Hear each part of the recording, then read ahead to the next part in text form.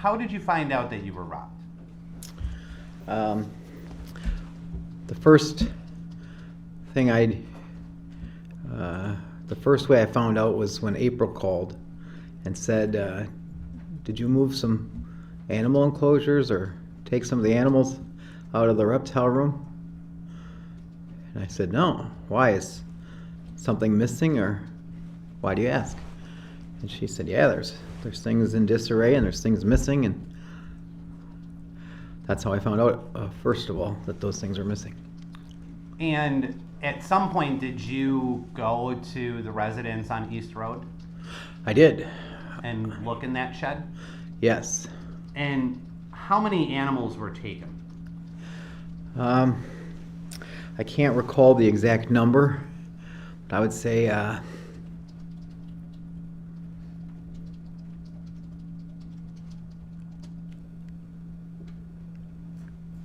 somewhere around 15.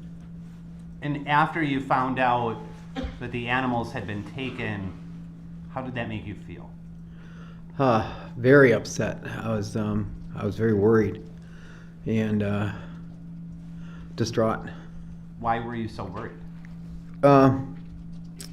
Because I knew all the animals that were taken needed specialized care and environment to survive, and I was really worried too because some of them were very dangerous and in the wrong hands, deadly. Were you worried about the animals themselves? Very worried about the animals themselves, yes. And what were you so worried about the animals themselves? I cared about the animals. I knew that without the proper care, in the wrong hands, they would possibly get sick, possibly die, possibly escape. Almost certainly the environmental requirements wouldn't be met unless someone had a setup specifically for them. And were you worried about other people? Yes, very. And what other people were you worried about? Specifically, whoever took them, whoever was in contact with them, anyone in the area of where they were being kept. And so some of those animals, and we saw throughout this trial, some of them were venomous. Yes, that's correct. Were all of them venomous? No. And you said that April had called you and told you about the theft of the animals. Did you discover things were taken from you elsewhere? Yes, when she called and notified me about the animals being stolen, a short time later, I got in my car, which was parked behind Main Street. And when I got in, I noticed items in the car were missing. Such as what? Specifically, there was a 9mm Smith & Wesson semi-automatic handgun in the center console that was missing. And then I also noticed some other items like some money and cell phone charger and cell phone. Later on, did you discover anything else from your car had gone missing? I did. I didn't initially notice, but because I don't look at it every day, but there's a lockbox underneath the passenger seat that's attached with a metal cable. And that lockbox contained a small .38 special revolver. And that lockbox had gone missing? Yeah, the cable had been cut and the whole lockbox was gone with the gun inside. And you said the lockbox was where? It was underneath the passenger seat, so it wasn't visible. It was kind of hidden under there, and that's why I didn't notice it originally. And you said there was the 9mm taken. Yes, that was in the center console. Was there a clip with the 9mm? Yeah, there was a magazine that I kept separately, so the gun wasn't loaded while it was in the car, but a magazine was close by, so it could be put in. And earlier you testified that 9mm is a fairly common gun. Yeah, very, very common. And I imagine the ammunition for it is pretty prevalently available? Yeah, it's readily available. Fleet Farm has it. And is there a waiting time or a waiting period to actually buy a handgun? I believe there is. And to your knowledge, is there any requirement, a waiting period to buy ammunition? No, I don't believe there is. So anybody who had taken the 9mm handgun could just go and buy ammunition for it? Yes.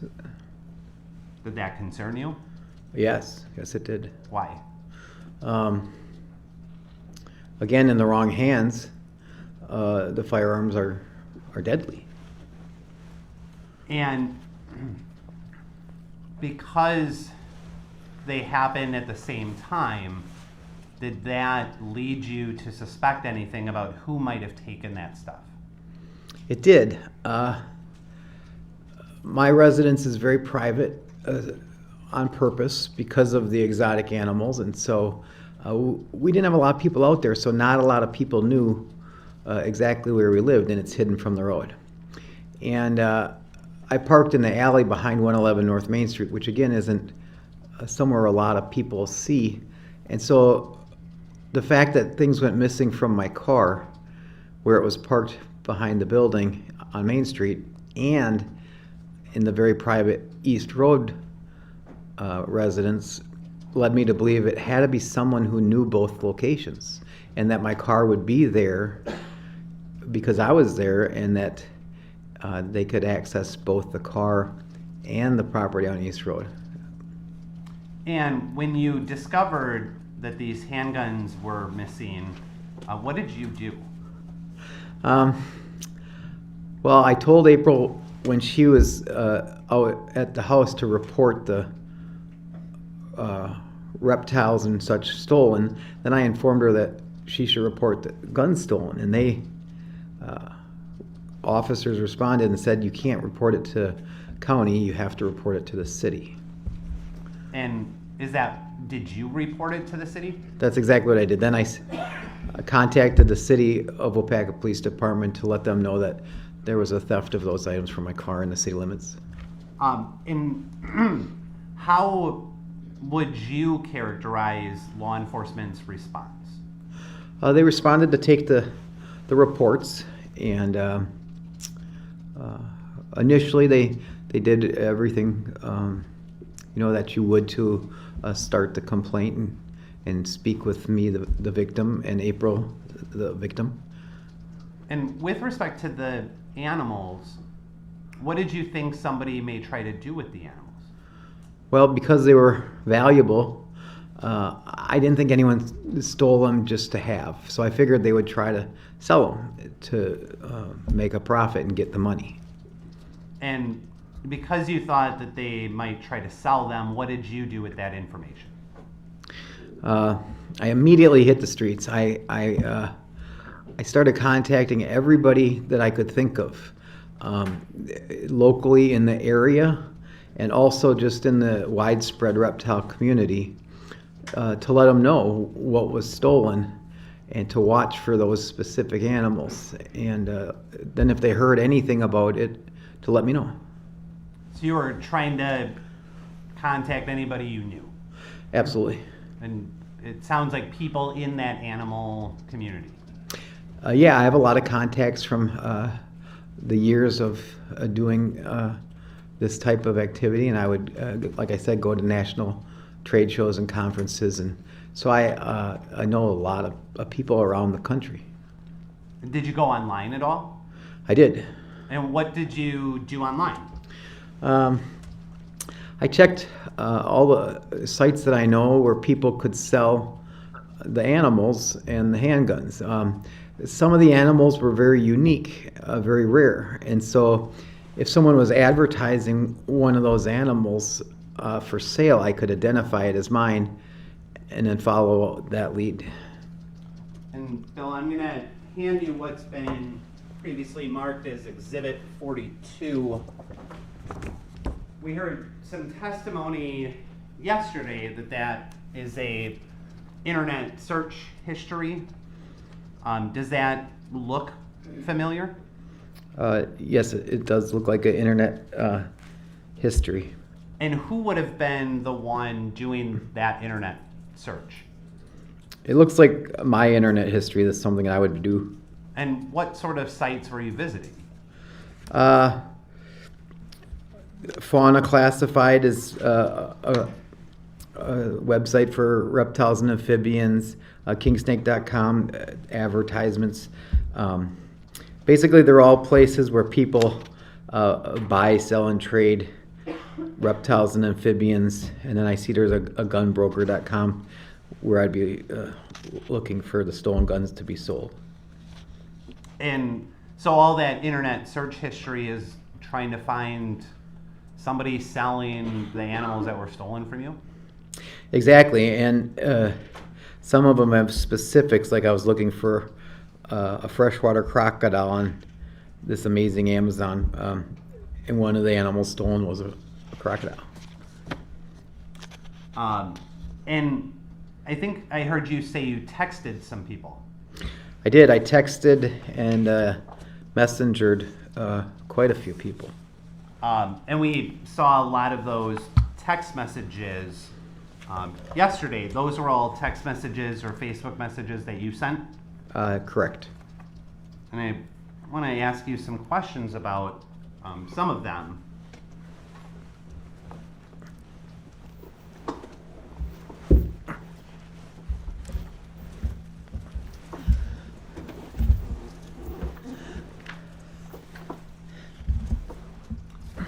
So I see somebody with the name Andrew Ungerman, Pink Lucy AST buyer. And who's that?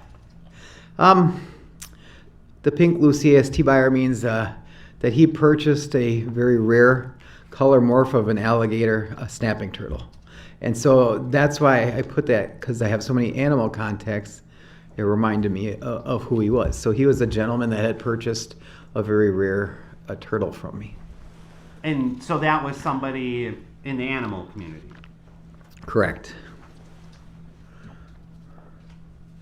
And some of the texts that you sent were to people that just had their full names. Did you recognize some of their names just from the animal community? Some of them I recognized from the animal community as, more than just someone I dealt with a couple times, and they were friends of mine. And then I contacted people who are not in the reptile community also that, just might know something, that are either from the area. I spread the word to everyone I could possibly think of that just may, by chance, have some information. I want to ask you specifically about some of the text messages we saw yesterday. There was one that said, someone wrote their own death sentence. I just want the animals back ASAP so they don't get sick or sold multiple times. Do you remember that one from yesterday? I do. And what did you mean by that text message? I meant if someone has a gaboon viper that doesn't know what they're doing, it's an almost certainty if they get bit, they're going to die. And whoever took them, as far as I know, wouldn't have been trained in how to handle them properly. And if they're trying to sell them multiple times, they're going to have to take pictures of them, handle them. It's just a disaster waiting to happen.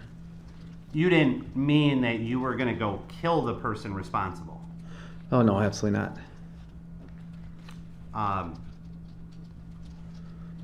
We also saw a message yesterday of something along the lines of, you're going to go hunting thieves. Do you remember that message from yesterday? Sounds familiar. And what did you mean by that? It means I'm going to try to track down leads. I'm going to try to find information. I'm going to hunt down anything I can find out about who took the animals. You didn't mean literally like you're going to go on a hunt for, like a hunt deer?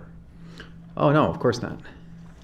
And I know we had seen another message about you filling out some paperwork. Do you remember what paperwork you had to fill out after these things were stolen from you? Yeah. April had one for the county and I had one for the city, filling out which items were stolen. I know for the firearms, they wanted a description, the serial numbers, the value of them. And so I was filling out the forms to turn into the police officers. And we saw a message yesterday that was sent by you. I'm still filling out paperwork and hunting down the third. Yes. And is that in the same context that you use the word hunting? Yes, correct. Searching for. You weren't trying to, go hunting with a gun and find these people. No. You were hunting them down, like tracking down where the animals were. Exactly. That's exactly right. There was a message that was brought up yesterday about this will be solved on the streets. Do you remember that message from yesterday? I do. And what did you mean by that message? That means I was dedicating every moment, all my efforts to this case because I was personally involved and I really cared about it. And I know the law enforcement agencies only have so much time. They have a lot of calls, a lot of complaints to deal with. And so they can only dedicate so much time to it. And so when I was out there following every lead, contacting everybody I know, trying to solve this mystery, I figured I would be more effective in a more timely manner to get this mystery solved and find out what happened and find the animals. So it sounds like by solving on the streets, you mean, just like what was testified, you went on the street and were trying to find information about it. Yeah, absolutely. Were any of those messages in reference to wanting to hurt the person who took these things from you? No, absolutely not. To kill the person who took these things from you? No.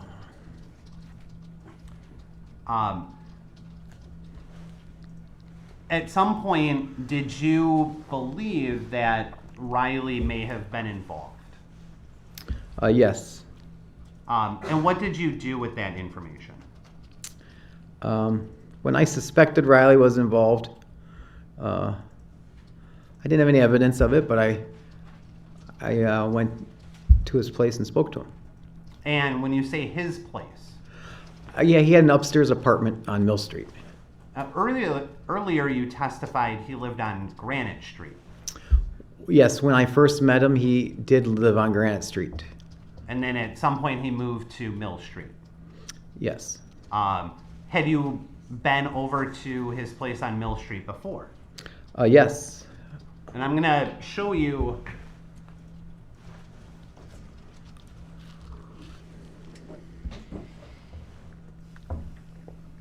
what's been previously marked Exhibit 26. Can you see that okay, Bill? I can see it, but it's hard I can't read any of the names. Okay, can you read that now?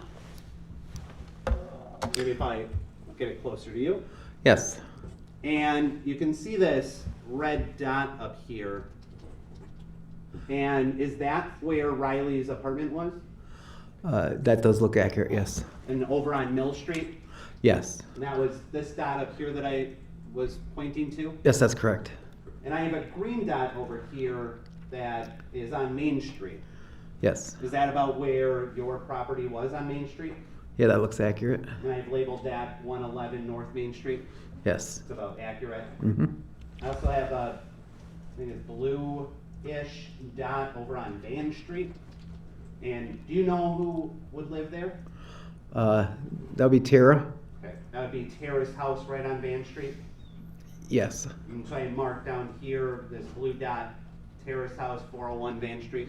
That looks accurate. Now there's also a purple dot over here on the sort of right-hand side of the map, down Royalton Street, past Churchill. Do you know what would be there? That looks like the building we're in now. Okay, the courthouse? Yes. Is there anything attached to the courthouse?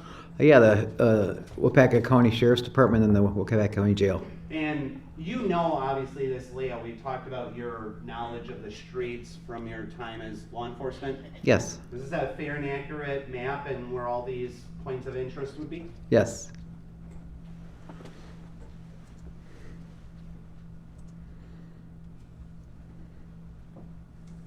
So you testified that you went over to Riley's apartment on Mill Street. Yes. Well, what happened when you went there? Tiffany Rose and I went there to ask Riley about it and to inform him about it because we thought he might be involved. And we went upstairs, and Riley and his friend Ashton were there.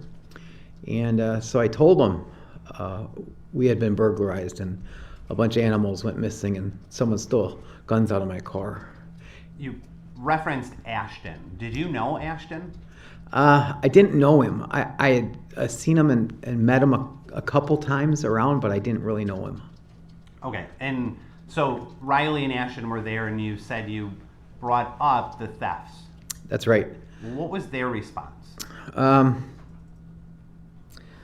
Riley got very defensive and upset and like offended that we would accuse him of being involved. Did he ask any questions? No, I was surprised by that, and when I was explaining what had happened and what was missing, he didn't ask any questions at all about any of the details. And do you know when you would have went over to Riley's apartment? It would have been the day right after we found out everything was missing. The day after or the day of? Or do you not remember? Well, the day after it went missing, so I guess it would be the night of the day we found it was all missing. Okay, so if they went missing between the night of October 14th and October 15th, if that's the frame of reference, what day would have you went over? It would have been October 15th. Okay. That evening? In the evening, yes. Okay. Did you threaten Riley at any time that night? No, not at all. Now I want to move forward. So we saw a bunch of these text messages that you're looking for information. Did you ever get any leads prior to October 19th? No. On October 19th, where were you sort of later in the evening? I was at the East Road residence in the house. Who was all there? I was there. April was there. Tiffany Rose was there, and Rowan was there. And at that time, did you receive any information about the animals? We did. And what information was that? Tiffany Rose got some messages from Mackenzie that... Who's Mackenzie? Mackenzie is the mother of Riley's son and ex-girlfriend. And you said that the messages from her had said what? She was calling or messaging to inform us to be careful because Riley and Ashton had been asking for a ride out to rob me. And she said, "You're going to get robbed, so be careful."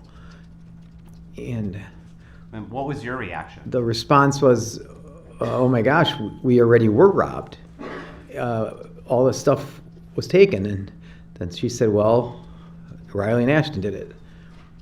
You testified that there was information that Riley and Ashton had asked for a ride. Yeah, that's what she told us. And I think earlier you testified that you had given Riley rides before. Yeah, all the time. I gave Riley rides, Mackenzie rides, yeah, quite often. Did Riley have a vehicle? No, never. Did Mackenzie indicate, or did you receive any information as to where the animals might be? Nothing concrete. She just said they may be at Ashton's mom's. Did you know where Ashton's mom lived? I did not. Do you have any idea where she might live? She said it was somewhere near Highway 10 outside of Wyega. And what did you do when you got that information from Mackenzie? While she was actually still on the phone, we called the Sheriff's Department Dispatch Center. And I know we heard a call the other day. There was some communication we heard about you saying, do you want to talk to the police? Yes, the dispatch center asked if the person providing the information would be willing to talk to him. So we were trying to have Mackenzie meet up with an officer or speak to him on the phone so she could relay the information directly. And did you contact anybody else that night? I did. Who did you contact? I contacted Jeff Larson. And how do you know Jeff Larson? I know Jeff from contacts him around town. He owns quite a few properties. And he was Riley's landlord on Granite Street and on Mill Street. And he owned a building next to my building. Why did you contact Jeff? Because he knows the area very well, and he was Riley's landlord, and I wanted to see if he was in town. And do you know if Jeff was able to determine whether Riley was in town? He said, yeah, I'm in town right across the street from his apartment. And he said he would take a look and keep an eye on the place and see if anyone was home. And did he inform you as to whether Riley was home? He did. He responded and said that he saw, he described Ashton and said, I see Ashton outside and I see other people inside, so I think Riley is home. And what did you do with that information? I told him if he would be willing to stay there and just keep an eye on the place, and then I would let law enforcement know that they were home. And if they left, I asked Jeff to stay there until law enforcement arrived. When they left, you mean if law enforcement had left? No, if Riley and Ashton left. Okay. And you wanted Jeff to do what with that? Report to law enforcement where they were. He actually pulled his truck into the driveway, so the vehicle in the driveway couldn't leave. Or he'd have to move his vehicle to let them leave. And so then law enforcement arrived and he left. And Jeff left? After law enforcement arrived, yep. And at some point, did you text Jeff Larson about following Riley and Ashton if they left? Yeah, I wanted to make sure that their location was known so that if law enforcement was on the way, they could find them, contact them, question them. And why were you hoping law enforcement would contact them and question them? Well, because we had some evidence to show that they were involved in the burglary and stealing of the animals, I wanted to find out the location of the animals, and I figured if law enforcement questioned them, they would find out where the animals were being kept. Law enforcement hopefully could use that information you had been able to provide. Exactly. And did you text Jeff about leaving your house? I did. And when you texted him, I don't know if you can see, we wrote up on the board the other day that Bill on his way. Do you remember that testimony? I do. And was that because a text message was sent by you? Yes, I sent a message to Jeff Larson letting him know I was on my way to town. And when would have you sent that message? When I was leaving to go to town. So at 8:53 and 54 seconds p.m., Bill on his way, that was when you left East Road? I was driving, probably down my driveway and getting onto East Road, yep. And where initially were you headed? I was going to Mill Street, to where Jeff was. In the city of Opaka? Correct.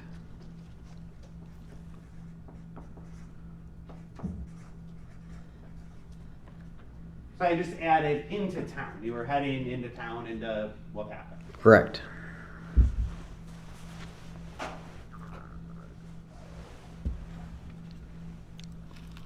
Did you ever make it to Mill Street? No, I did not. Why not? I received a call from the law enforcement dispatch center letting me know that the officers they were there and they didn't want me to go to Mill Street. I'm gonna hand you what's been marked exhibit number 15.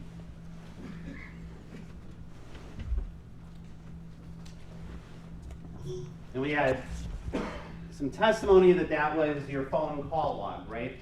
Yes, that's correct. I want you to direct your attention to call number 10. Can you indicate what time that call was made? It appears it was at 8:57 and 32 seconds p.m. 8:57 and 32 seconds. That's correct. And is that the phone call you were referencing that you got a call from law enforcement? Yeah, that call was initiated from the sheriff's department. And because on the phone call log you see it was a call received by your phone. That's correct. And so you said that law enforcement told you police are on Mill Street, don't come to Mill Street. That's correct. You testified from that the call was at 8:57 and 32 seconds? Yes.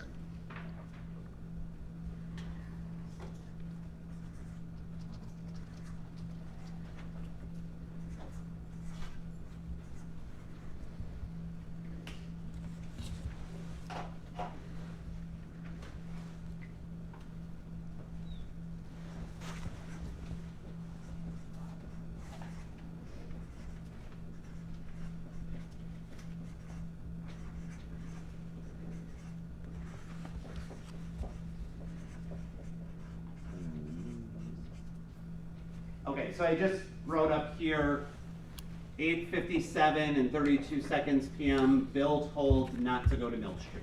That was based on the testimony? That's correct. And that's accurate based on what you've just said? Yes.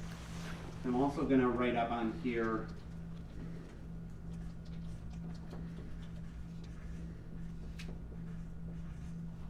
that it's a timeline. You would agree with that? Yes. And that was, I think, all from October 19th? Yes.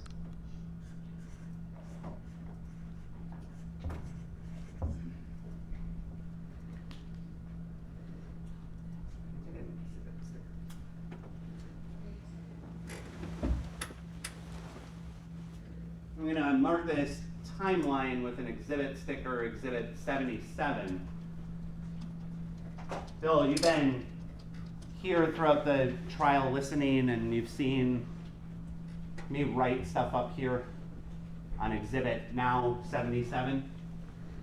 Yes. Is that all from what you remember seeing and hearing, an accurate timeline of the evening of October 19th between 8:53, 54 seconds p.m. to 10:20 and 3 seconds p.m.? Yes, that does look accurate. So you just testified that you were told to not go to Mill Street. That's correct. Where did you go? I went to park behind 111 North Main Street. And what did you do while you were waiting on Main Street? Just talked with Tiffany Rose, listened to the radio, smoked cigarettes. From East Road into Wapaka, how would you get from East Road into Wapaka? Take East Road to Highway K. I'll take a right on Highway K and follow that up to the stoplights. And then I would take a right. And I would continue under Highway 10. Follow that around past the lake. And then I would turn left on, say, Main Street and follow Main Street. And it seems like with all that driving, it would take longer than less than 4 minutes. Yes, it would take more than 4 minutes. And so, how long would you say that you were just sitting and waiting on Main Street? It seemed like forever, but I would say probably about a half hour. And at some point, did you travel away from Main Street? Yes. While we were waiting behind North Main Street, I ran out of cigarettes, so I drove to Walgreens. And we heard earlier today that Wapaka has one Walgreens, The one and only on West Fulton Street. and that's west of your property on Main Street. That's correct. And what did you do at Walgreens? I went inside and purchased cigarettes, possibly a beverage. And when you left, what did you do?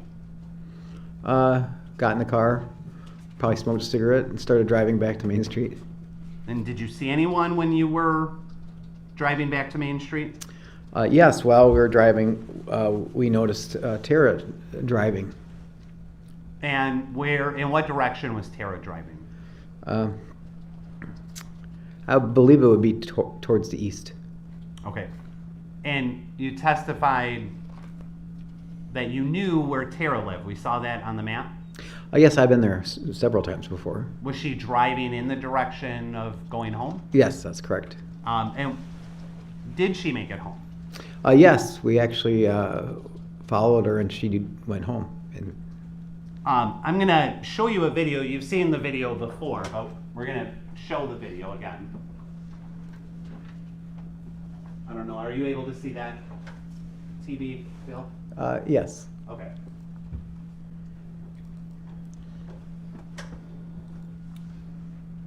Okay, so you can see the video that we're playing right now? Yes. Okay, we're just going to play it all the way through.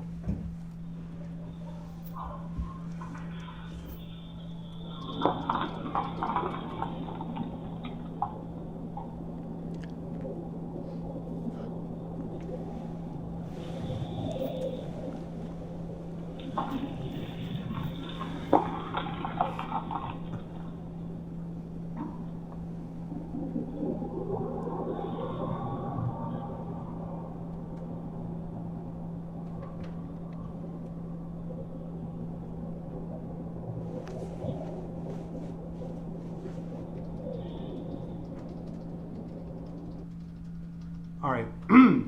And obviously you were here when other people testified about this video, but what does that video show? It shows what appears to be Tara's car pulling into the driveway, and then a short time after, me driving my car pulling into her driveway. And when you pulled into your driveway, we saw both vehicles go off screen. Yes. Why is that? The doorbell camera's field of vision, or whatever it records, is on the front of the neighbor's house, and the driveway goes back behind the houses, back behind Tara's house, and so we had to drive, further back than the camera was. So the driveway extends pretty far back. Yes. Does it go all the way sort of to the back of Tara's house? Yeah, the garage, is back set behind the house. It's a duplex, and so there's kind of like two sections, and it's kind of tucked back. And why did you pull all the way to the back? Well, I didn't pull all the way to the back because that's where her and the other people that live in the duplex parked. I parked behind her, but close to her door. Her door that we went in is on the back side of the house. While you were there, if Tara needed to leave, would have you had to move your car? Yes, I had the driveway pretty much blocked where my car was, and hers was in front of mine. You said you had been there previously. Yes, I went there on multiple occasions, mostly to drop off or pick up Jackson. And when you were there previously, had there been other people that were at Tara's house? Yes. Had you ever been parked in? I have, and I also had parked in people, so I had to move. That sort of a fairly common thing to happen? I wouldn't say it happened regularly, but it was definitely a possibility, and so it did happen more than once. And how long were you at Tara's house for? Not very long. I don't remember exactly, but around 5 minutes. And I see you kind of glancing at Exhibit 77 to help you. Yeah. And did you get a call from Officer Wazrut? I did. And what did Officer Wazrut call you for? He called and said, "Are you available to meet me right now on Main Street?" And so I said, "Yes, I am." When you were at Tara's house, what were you talking to Tara about? We wanted to first inform her that we had gotten this information from McKinsey about Riley and Ashton's involvement in the theft. And then we wanted to ask her if she had any other information, if she knew anything about where the animals were, if she had even heard of it. And somebody else was home at Tara's house? Yes, Tara's daughter. And did her daughter's name Daisha? That's correct. Did Tara indicate that she had any information? No, she said she didn't have any additional information at all. Was she aware of the animals had been stolen? I really honestly don't remember if she knew or not. I think she was aware of it.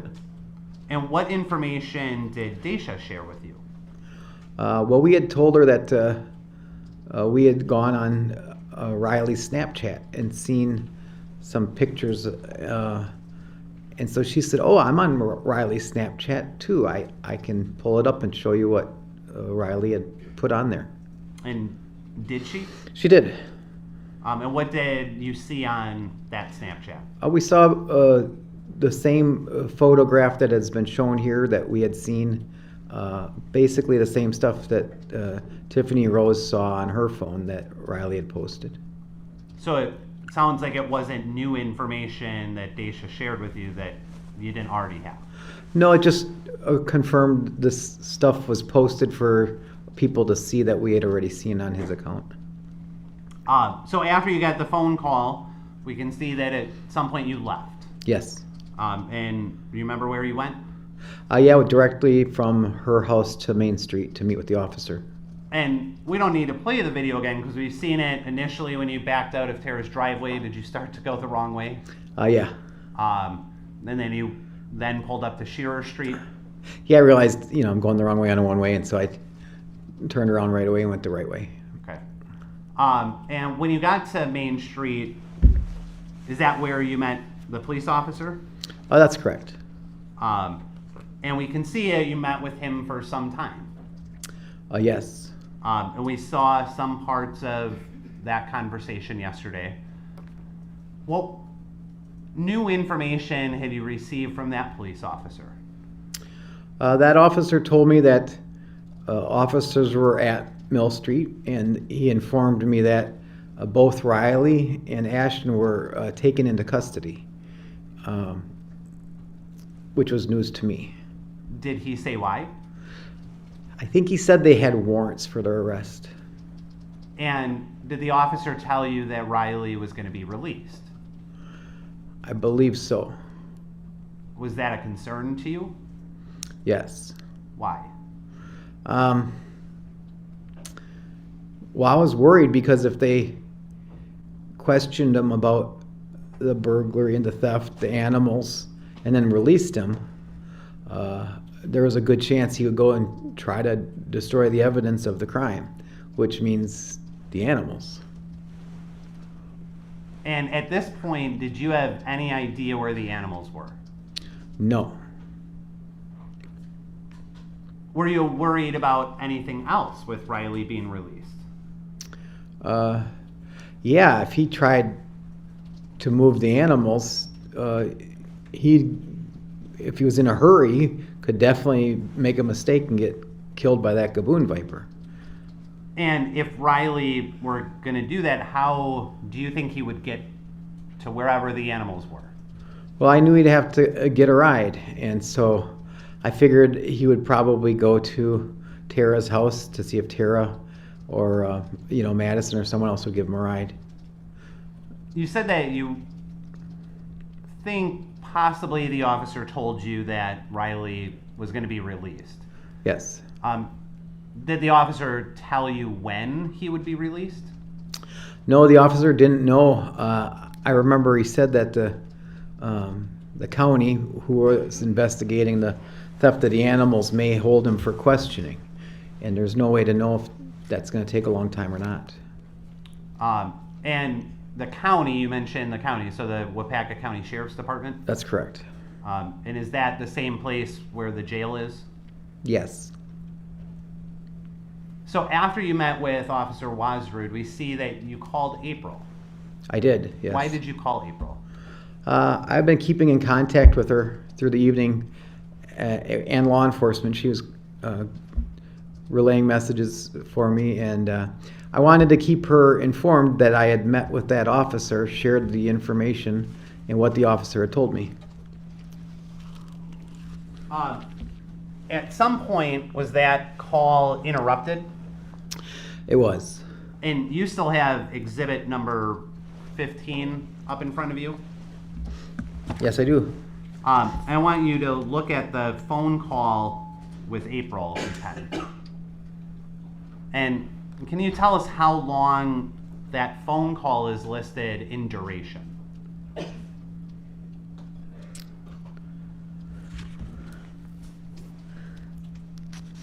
I'm trying to find the call.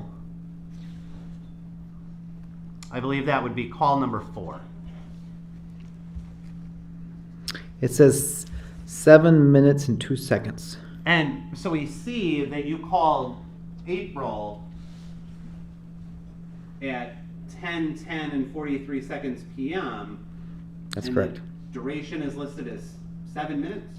7 minutes and 2 seconds. But we see that you received a call from Danielle about 3 minutes later. That's correct. Do you know why that would appear that way? Yes. On my cell phone, when I am on a call and another call comes in, it's the call waiting. And you can choose to ignore it or you can answer it. And when I answered the call coming in, it didn't hang up with the first call. It just put it on hold, like a call waiting. So the call duration was 7 minutes because April was sort of on hold while the call with Danielle was going on. Yeah, and we never reconnected. The call ended before we talked again. But yeah.